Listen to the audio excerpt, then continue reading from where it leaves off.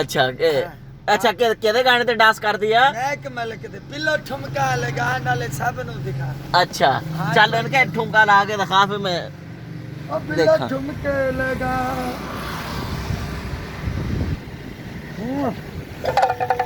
Pillow ਠੁਮਕੇ ਲਗਾ pillow ਠੁਮਕੇ ਲਗਾ pillow ਠੁਮਕੇ ਲਗਾ ਪਿੱਲੋ ਠੁਮਕੇ ਲਗਾਤੀ ਵੀ कैसे पिल्लो ठुमके लगाती पिल्लो ठुमके लगाती।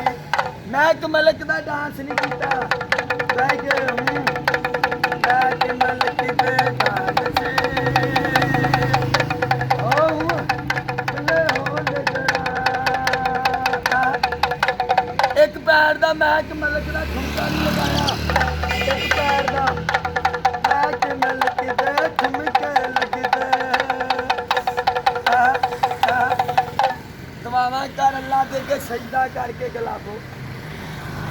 वाह भाई वाह मुसलमान कर वाह भाई वाह अल्लाह दे के सजदा करके तेरू दुआ कर रब तेरू अल्लाह ताला तेरी सेहत भी खैर करे आमीन ते रब तेरू किसे शय दी थोड़ ना पावे। आमीन।